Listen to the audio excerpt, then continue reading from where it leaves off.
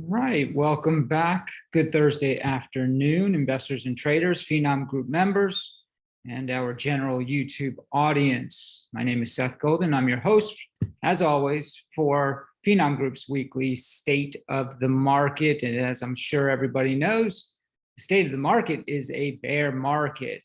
And, we hit bear market territory on a closing basis this week in the S&P 500. We've been in a bear market in the NASDAQ. So let's put some numbers to the characterization, right? So as of today, and it's a pretty bloody day here in the markets, folks, we're actually making new intraday lows as we record this week's State of the Market. Let me share my screen here. There we go. Almost forgot how to do this. We are hitting the lows of the day. Putting numbers, the all-time high in the S&P 500 is 48.14. So we are now, carry the one, bring the zero. So that's 24% drawdown from the all-time high on the S&P 500. NASDAQ, 16,212. That's 34. Yeah, that's about 34+% drawdown on the NASDAQ year to date. Well, I'm sorry, from the all-time high. It's about 32% down year to date here. So it's a bear market, folks. We've been talking about the bottoming process now for several weeks. When I'm asked, one of the most frequent questions I'm asked is this the bottom? Where's the bottom? How will we know it's a bottom? The reality is it's best to consider where's the value, right? Because nobody knows where the exact bottom is. And the worst thing that you can do is be a bottom hunter, trying to find that ultimate bottom. If you have a game plan, if that game plan consists of tactically allocating as value improves and improves and improves, and folks, with each passing week this year, value has improved. So far as you're getting a deeper value for long-term probable capital returns. That's the best approach. We've got tons of bottoming signals, even oversold condition signals. We have breadth thrust signals or things of that nature. But the actual bottom, nobody knows where that is. It's best to consider the bottoming process as a means for employing your game plan, your capital allocation. I know that sounds all good and great while everybody's taken a pretty substantial drawdown in 2022, but that's the reality. As an investor, you should be positioning, as I always say, act on local price weakness, but with a long-term mindset. And these are some of the disciplines that I've learned and employed over my 22 years of investing. Folks, one of the signals of the at least a bottom, right? Because you could have many bottoms and relief rallies that ultimately fail, which we've had 3 this year, 3 relief rallies. Each of them have failed, and each of them have failed at smaller magnitude of rally. And ultimately, we are finding lower lows. We're finding lower highs. It's just a textbook downtrend. We finally closed 20% down in the S&P 500 to achieve, the textbook definition of a bear market. But going back to one of the bottoming signals is that pain is so much out there. The drawdowns are so deep. 24% in the S&P 500, not in a recession. Typically this is an area where you want to be bottoming, but the pain aspect of it, the emotional scarring, if you will, is also a signal, right? As Walter Deemer, coined the phrase, when the time comes to buy, you won't want to. Meaning it's so bad. You're so disenfranchised. The sentiment is so terrible. That's a sign that you need to be buying. It's one of the contrarian type indicators, if you will, from Walter Deemer. It's priceless. All right, so value, it's what it comes down to. You know, you're an investor. Otherwise, what are you doing here, right? You're an investor. That's why you're, taking your money and you're exposing it to risk assets. You're an investor. And so during these times of market turmoil, during these cyclical bear markets, within a secular bull market, you want to be able to identify value. Now, this particular chart we've positioned here from Charlie Bilello several times throughout the course of the year. And as you can see, this is the second worst start to the year, or the second worst 113 trading days, the first 113 trading days of the year since 1932. This is the second worst. And when you look at these double-digit declines, so far as the worst first 113 trading days of the year, what you can see is that more often than not, the bigger the pain, day 114 to the year end, you had positive returns. It doesn't mean that you finished the year in the green. We didn't finish the year in the green here, but we cut the losses almost in half. Didn't finish the year green here, but we cut the losses more than in half. Cut the losses down greatly here in 1940. We actually did finish flat here in 1970. The point being is a lot of the pain is already in the rearview mirror. Folks, if you've made it this far and you still have cash on the sidelines, but you haven't put it to work, now might be a good time to start putting that cash to work. Not all at once, obviously. We still have earnings season, which kicks off basically the middle of July. So give yourself some opportunity to buy if value increases. You're getting more value. Your game plan should have tactical points where you can layer into the market, layer into those stocks on your shopping list or ETFs on your shopping list at different intervals, maybe key technical levels, so on and so forth. All right, we've talked about the equity risk premium, maybe till we're blue in the face, but we're going to talk about it a little bit more because we're talking about value.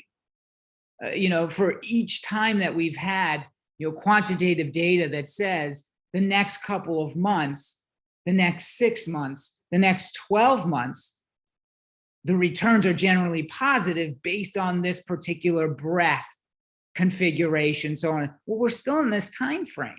A lot of these studies, that we look at on a week over week basis, New York Stock Exchange, percent of stocks, down volume versus up volume, so on and so forth. Percentage of stocks below their 50-day moving average showing an oversold condition, and what are the forward returns? We're still in this in-between period where we're not realizing the higher probability of gains ahead. So what we really need to look at is, are we getting value? If we choose to allocate capital here today, tomorrow, next week, next month, are we getting value? And the equity risk premium holds the key ingredients to tell us whether or not we are getting the best potential yield for our capital dollar invested. So best potential return, yield, kind of synonymous. I can say that 10 times fast, I promise. All right, so what is the equity risk premium? So we want to break this down so we have a full understanding here. The equity risk premium takes into consider the earnings for the year, the S&P 500's price, and the risk-free rate, which is known as the 10-year Treasury yield. Those three components make up the equity risk premium. They are not constant. They're static. They're changing every week, in some cases, obviously every day. The 10-year Treasury yield is changing price or value every day. The S&P 500 is changing price and value every day. But the full year earnings are changing maybe every couple of weeks, and especially during the earnings season. So now let's break down the above bullet points here, the components, to understand why the equity risk premium is so relevant to capital allocation decisions. The earnings component. Well, it informs of economic trends, sales and revenues, and sales and revenues tell us something about the consumer, consumption. So it covers everything. The S&P 500 price, that basically informs of the market valuation trend. The risk-free rate, or the 10-year yield, also, just like earnings, informs about the economic trend. Generally, when yields are going down, and especially if they're going down rapidly, there's risk to the economy. Why? Well, yields go down, treasury prices go up. Risk-free, it's called risk-free because people think it's a safe haven asset. So instead of being in risky assets like the S&P 500, when the economy is good and people are confident in that, they start buying treasuries when they think it's going bad and yields move lower. So just like earnings tell us about the economy, the risk-free rate, or the 10-year yield, gives us a clue into economic sentiment as well. And that's why we look to the ERP, the equity risk premium, and understanding what the components mean. All right. Any way we slice it, the ERP informs about the whole of the macro fundamental trend or the outlook, and slides right into the S&P 500 price trend.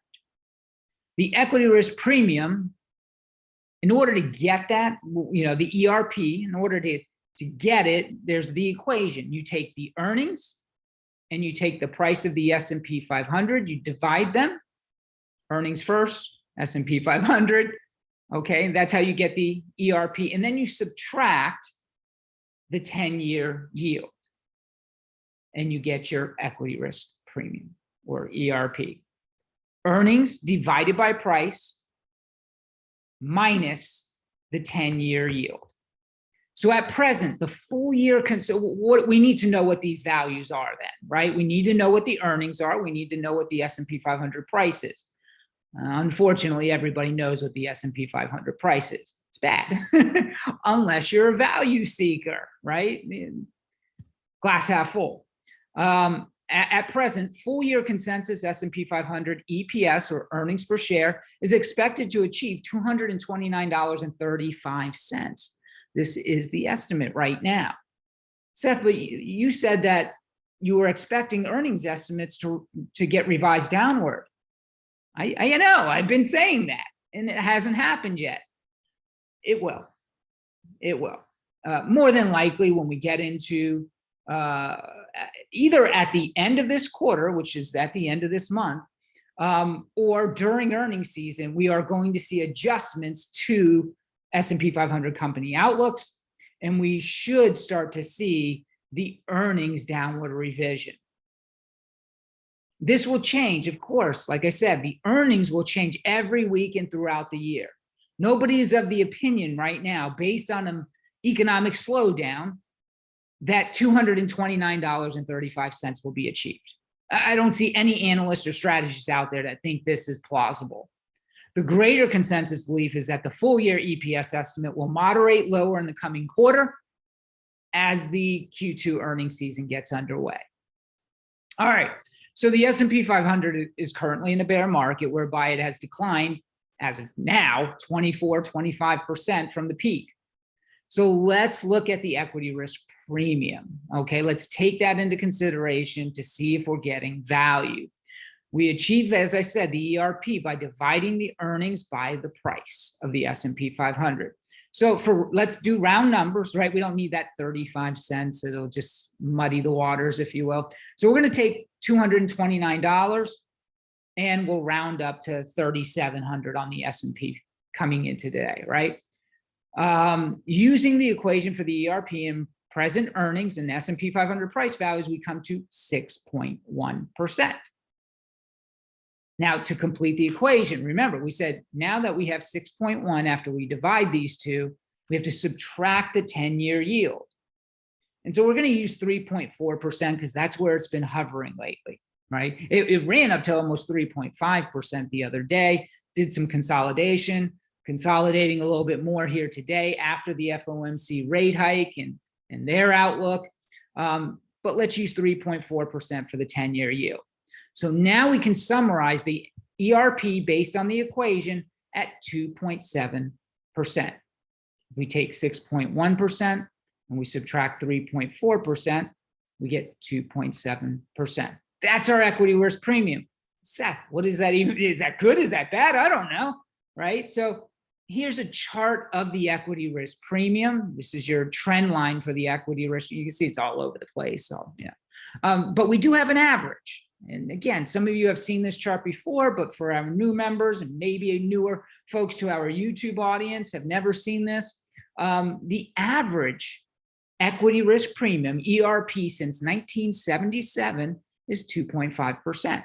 There's been some times, here's the zero line, where the equity risk premium was negative.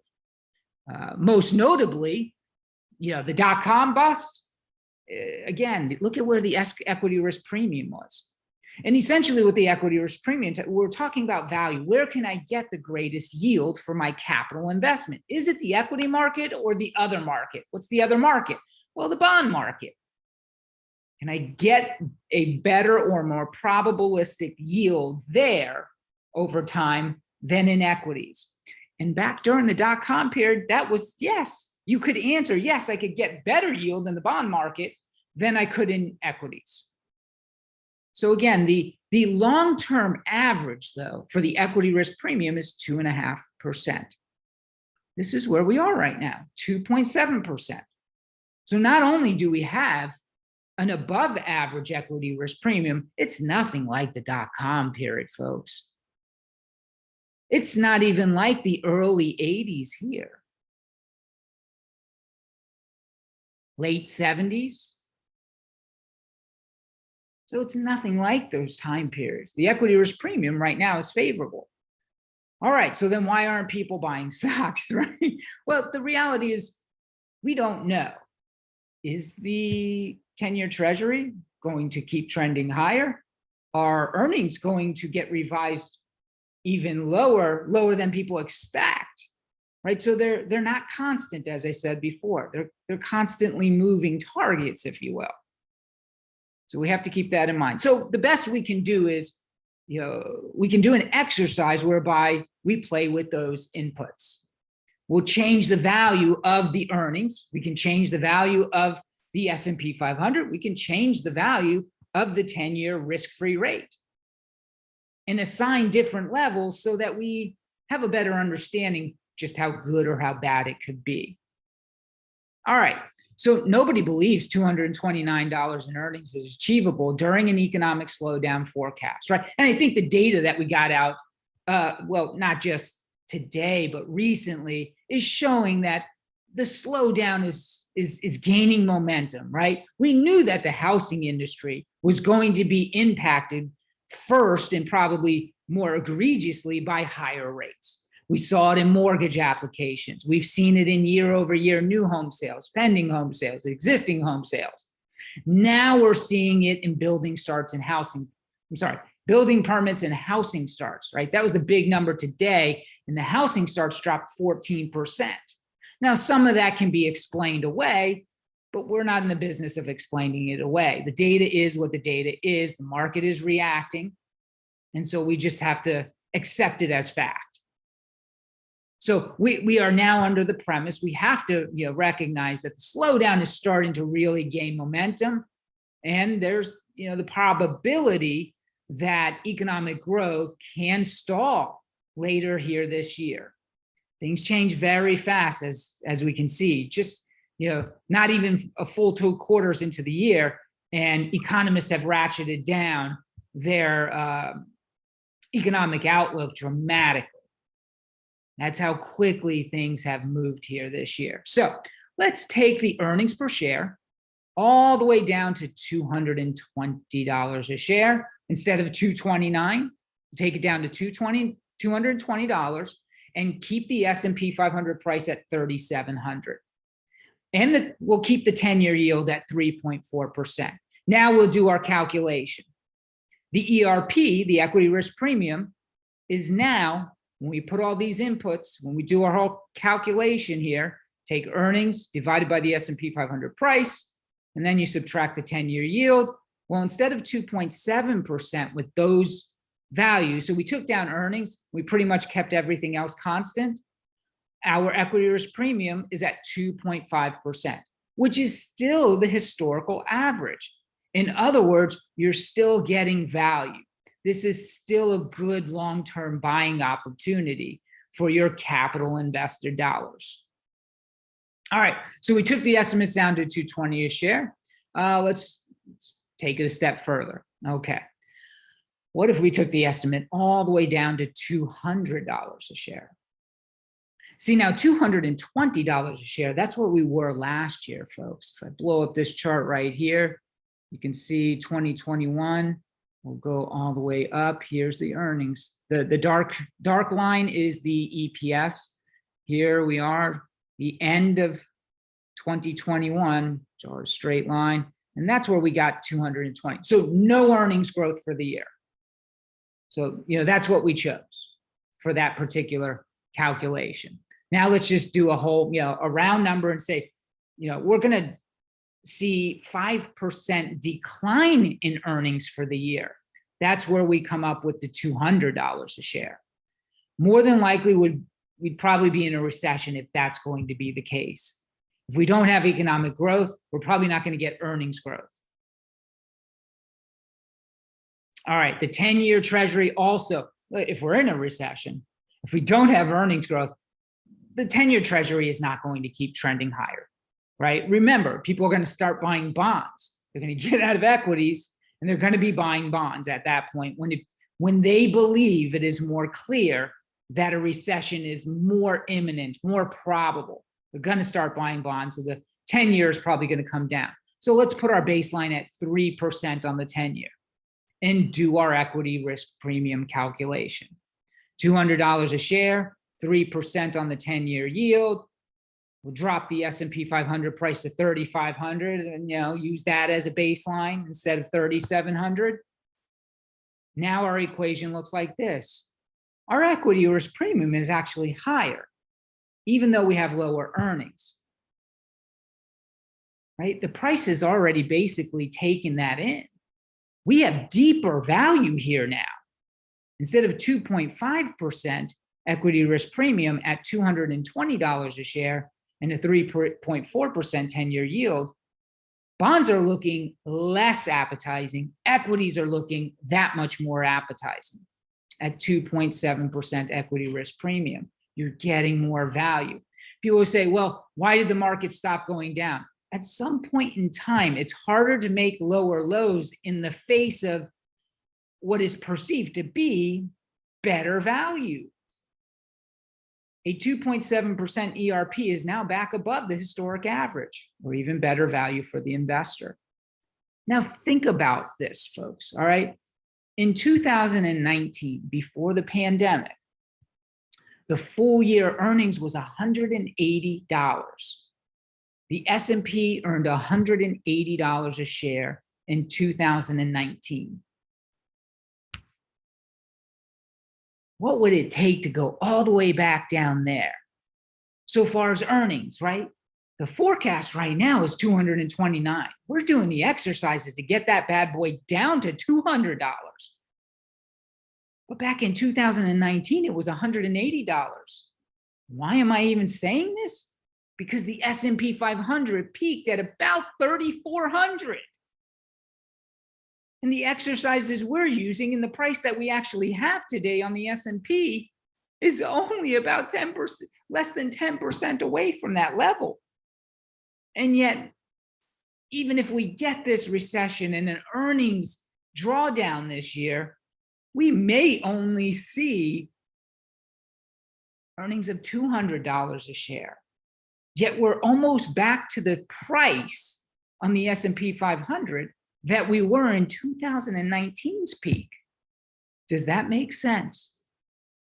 I mean, are we talking about a great financial crisis here? No, we're talking about inflation. Are we talking about which bank is going to go out of business tomorrow?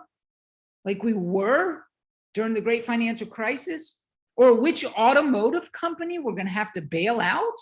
Is that what we're talking about here? No, we're talking about a fight against inflation.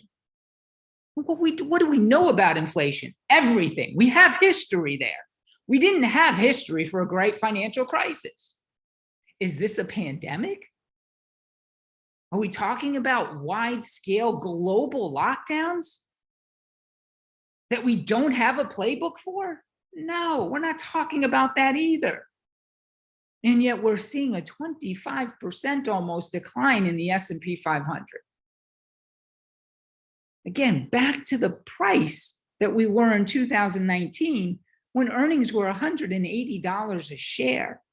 We're struggling in an economic slowdown to make the case for, at worst, $200 a share. Folks, you could go into a recession and it's still going to be very difficult to go from last year's $220 a share down to a 10% cut in earnings. That's going to be tough. That's going to be tough. But we're making the case. Why? Because we want to know what the value is at that level. Should we be adding to equities? That's what this exercise is all about. Are you getting better value? Now, let's take it a step further. All right. So first, while we offer that the 10-year yield treasury in each of the 2022's ERP calculations at 3% or better, if a recession is being priced by the markets, if a recession is actually being priced, the 10-year treasury would likely be much lower.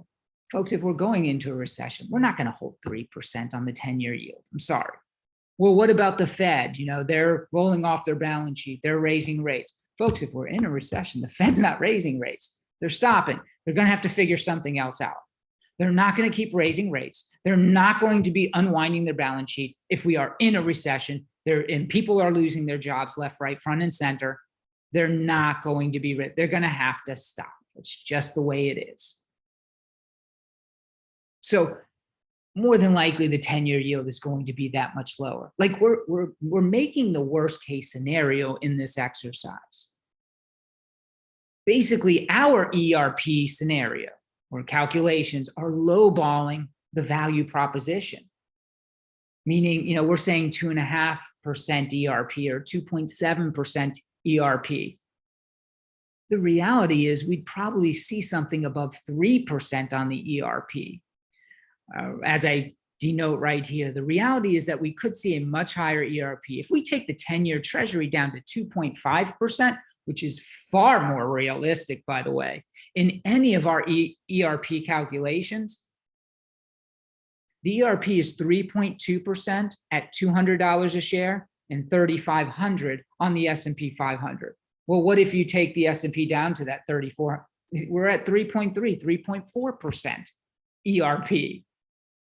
The value gets better. The ERP goes higher as the 10-year yield goes down and the S&P 500 goes down. The equity risk premium gets even better. $220 a share at 3,500. So we'd be above 3% on the ERP, folks. That's why, you know, these exercises are useful. Do they tell you where the absolute bottom is? No. But they do inform as to why we stop making lower lows, why all of a sudden the market turns around. Right now, again, this chart, earnings forecast and S&P 500 show unusual divergence. This is the S&P 500, and the earnings are still moving higher, as I showed you in the other chart. But the earnings should start to come down in the subsequent weeks and as we get into and through the earnings season. Right now, investors just don't know where the equity risk premium is because they don't understand why earnings haven't come down, but they still expect them to. So they don't have a baseline to work with. We're doing these exercises that you would hope the institutions and everyday trader are doing, but they don't. This is the exercise for you to do, to know where the potential baselines are. But right now, the institutional money just doesn't know how far the earnings revisions are going to come down, the magnitude of the downward revisions. They don't know what they're going to look like, so they'd rather wait. And so we still have a buyer strike. We've had a buyer strike all year long. Everybody's anticipating the downward earnings revisions. Once they have them, they'll have a baseline and they can make decisions. Until then, it is what it is. You have your baselines. You have the exercise. You now know how to perform this feat of due diligence so that you can bake it into your game plan when we hit these types of levels. I've heard a lot about stagflation. It seems to be in every financial media conversation lately. This is the Bank of America monthly survey. Stagflation remains most popular economic backdrop expectation. Most people, and you think about stagflation, of course, it takes you back to that 1970s decade of a decade-long stagflation where we had two bouts of really strong inflationary spikes, as you can see in the chart. This is the S&P 500 1970 to 1980. I borrowed it from Adam Koo. Check out his videos. Great video, great chart. Inflation rate got up to 12% here in 1974. Another spike in inflation at the tail end of 1979 into 1980. And everybody always freaks out about stagflation, but the reality is we're investors. We want to know what the history of returns were for that decade. And the total returns, the annualized returns for that decade were 7.89% if you reinvested your dividends. If you don't reinvest your dividends, it's not as good, but the decade of the 1970s, the average CPI was 7.4%. The average annual return was 5.9% for the decade. Like, you can't get that in your savings account today, right? Now, volatile, right? Look at this, very volatile, folks. Right? Volatility is the price you pay for those future returns. It wasn't fun. Nobody said it was fun, but you still had strong returns, i.e., stay in the market. Have a game plan. When you see these big pullbacks like we have now, where do you want to add? At what levels, maybe? Given what conditions, signals that you follow, so on and so forth. We're very close, folks, right? We've talked about usually when the oil price doubles, you find yourself in a recession, and we're so close. But it does demand a little bit more context than that, right? Because everybody said, well, we've already doubled. Well, oil doubles from its 5-year moving average. We're not quite there yet. We could be, and that is the forecast that you'll hear about from most strategists regarding the commodities complex. They believe we're going to see crude oil at $130, $140, $150. So it's still possible, right? And remember, these are forecasts. A lot of the times the forecasts follow the price trend, right? What were the forecasts coming into this year for economic growth? What is the forecast for earnings? And yet we're probably going to see those revised. Forecasts were made to be revised, just like rules are made to be broken in that sense. So if we are going to go into a recession, indeed, this could be one of those key signals that suggest it's a recession. We still need to see, at least 5 states show contractionary growth, meaning negative growth, negative GDP. We haven't seen that yet. No matter what the different GDP tracking systems suggest, we do not have yet a single state showing negative GDP. We put this chart in December. In December, we put up this chart. We didn't have it filled in for the the bull market since the bottom on 3/23/2020. This was empty. And what we had talked about was the average duration of bull markets. And the shortest bull market since 1942 was right here in 1966 at 26 months. Well, we eclipsed that, folks. We ended our cyclical bull market within a secular bull market at 22 months. This cyclical bear market started the day that the former cyclical bull market ended on the first trading day of this year. So we're actually 5+ months into this cyclical bear market. Sorry. Why do you keep investing? Why do you dollar cost average? Why do you buy these big corrections? Because the S&P 500 performance, once you've hit that bear market territory, and this goes back to 1950, 2 weeks later, the average return is positive. It's below even 1%, but it's still positive. 3 weeks later, 1 month later, things get better. 3 months later, even better. 6 months later, and 1 year later. Now, this is one chart that depicts forward returns once you've hit bear market territory. Here's another way to look at it without the bars, with actual numbers. Stocks do well after they go into a bear market. The average return 3 months later, 3.8%, an 80% probability that the market is higher. That's a strong probability. We like that number. Anything in the 70, 80, 90, and of course 100% we like. 6 months later, only a 60% probability though. And the gain is 3.6%. That's not fantastic, right? And again, do you think this is going to be a financial crisis where it was red 6 months later? Do you think this is going to be a dot-com bubble / 9/11 situation? Doesn't seem likely, right? But 12 months later, 70% probability after you've hit bear market territory, the market is higher on average by 14.8%. The median return is 23%, taking out the low return and taking out the high return. That's the median. You get a 23.8% return. Again, this is just another way of looking at once you've entered into bear market territory, what can you expect going forward based on history? Remember, the market is it's an extrapolation of humans interacting with price. So it's all about behavior.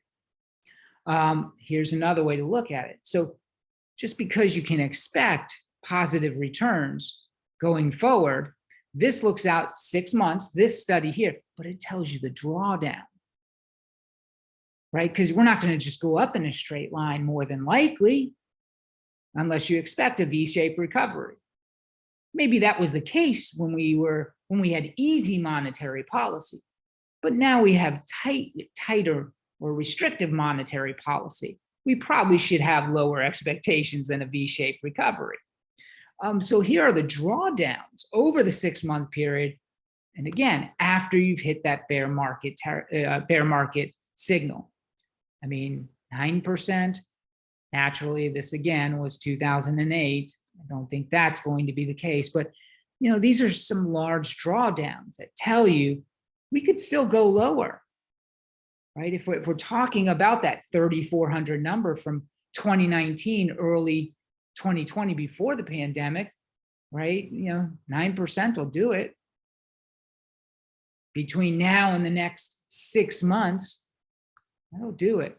And again, look at, that's a big drawdown for a 3.6% average return over the 6 month period. Again, it lines up perfectly. It's the same dates in this study. It's just a different way of looking at it so that you can, again, bake some probabilities of drawdowns over the next 6 month period, possibly ultimately still yet seeing the market 3.6% higher. In other words, you don't have to chase from here. It's a bear market. It's a substantial downturn, and it's a downtrend. I wouldn't be chasing. As I often say, people don't get hurt buying the dip. They get hurt buying the bounce. Again, another way of looking at why you should be buying bear markets.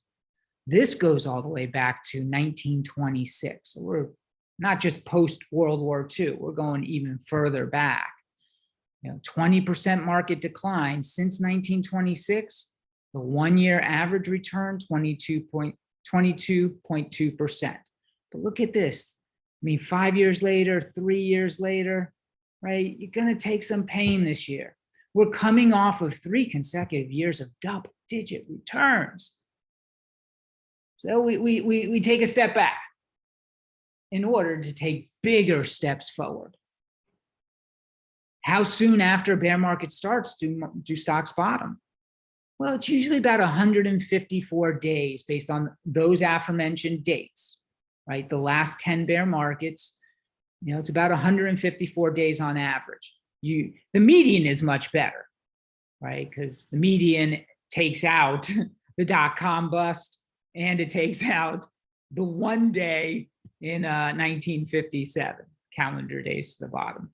Folks, this bear market has been 161 calendar days. So we're actually above the average to find the bottom. I think the best way to utilize this kind of information is to fashion the opinion that we are in that bottoming phase. We just haven't hit bottom. We have another bear market. This is another one from LPL Financial. Here are all the bear markets since 1950. This is from Ryan Dietrich of LPL. This bear market is actually already old by recent standards. This is the months that you're in a bear market, the number of months for each of these past bear markets and the current one, which is 5.4 months old. The average bear market is about 11 months. The median is 7.2 months. So we could have some, hairier days ahead for sure. But the one thing you will notice about this bear market is that we've taken this drawdown of 25% in just 5.4 months. Here's one that's 20%, 2.9 months. This one, 33, that was COVID. Only 20%, 21.6% decline. That took more than a year. 28%, there's just no rhyme or reason. Just because it's a deeper decline doesn't mean it took longer. No rhyme or reason here, but we're already 5.5 months into this bear market. I think that's the big takeaway. If you've endured this long, do you not have another 6 months to wade through this, to endure? Do you not have another 6 months? You know what happens during year 3 of a presidential cycle, right? Returns on average are 19%. The positivity rate is in the 90 percentile. We've only had 2 down years in year 3 of a 4-year presidential cycle, 1931 and 2015. Just twice since 1931 has the market had a negative return in year 3 of a 4-year presidential cycle. But Scott Menard says the US has never had inflation come down by more than 2 percentage points in a year without a recession. Kind of a segue here, right? Because that's what we're doing. We're battling inflation. The Fed's trying to fight inflation. We do anticipate inflation coming down by more than 2%, at the end of the year. I mean, most economists think that inflation is going to come down to 4-5%. So that would be 3 and 4 percentage points. But Scott Menard says we've never done that without actually having a recession. One of the things I'd point out to Scott Menard is this. We also have never had a recession when there were 5.6 million more job openings than unemployed individuals. And that's what this chart here identifies. We have 5.6 million more jobs than there are actually unemployed people to fill those jobs.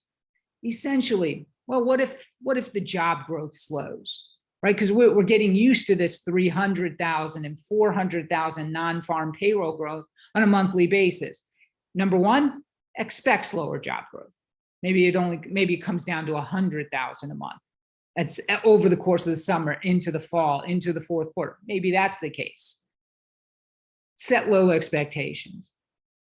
We still have 11 million 11.4 million job openings. Let's say there's layoffs, right? We've heard, constantly, Elon Musk, well, we got to reduce our headcount. A lot of unprofitable tech companies are reducing their headcount, laying off workers. It's one thing when you don't have the jobs available for those people that are laid off to go to. It's a whole other situation when you can literally quit your job today and go find another job tomorrow. It does something in terms of, right, when you have a paycheck or you believe you're going to have a paycheck, you spend money in the economy. So while Scott Menard is saying something that's factual, I'm also countering it with something that's factual. We've never had a recession when you've had 5.6 million more jobs than there are unemployed people. This is unprecedented time, folks. You have to keep an open mind is basically what I'm pointing out. S&P 500, the last 15 years during different quantitative easing or tightening cycles, right? Because that's all we hear during quantitative tightening. Things are going to get just incredibly bad. The Fed hasn't even started unwinding their balance sheet. Remember, the market is a forward-looking mechanism. We've literally had a 24% bear market without earnings going down, we haven't even started quantitative tightening yet. What do you think the market is discounting? It's just going down for fun? Of course the market is discounting these issues. But in terms of, if you give it time, here's quantitative tightening in yellow. And we can see it started, back here in 2016, 2017, the Fed was just letting the assets roll off its balance sheet. It wasn't actively selling assets. But when they mature, when these treasuries and securities would mature, they just roll off the balance sheet. It's a form of passive quantitative tightening. And so from 2017 all the way to 2019, that's what was happening, quantitative tightening. So for all of the, wait till quantitative tightening, the market's we lose liquidity, blah, blah, blah. Don't get me wrong, liquidity does, dry up. The market did fine. We had higher prices through that quantitative tightening period. We had volatility indeed, but we still managed to trend higher over time. So be careful, about the financial media and what have you. Look, folks, we got a good education here when it comes to bear markets, when it comes to finding value, how to find value, and sentiment. If you don't feel like buying, we're probably closer to a bottom than you might think. That being said, I'm Seth Golden. Thank you for joining me here on this week's State of the Market.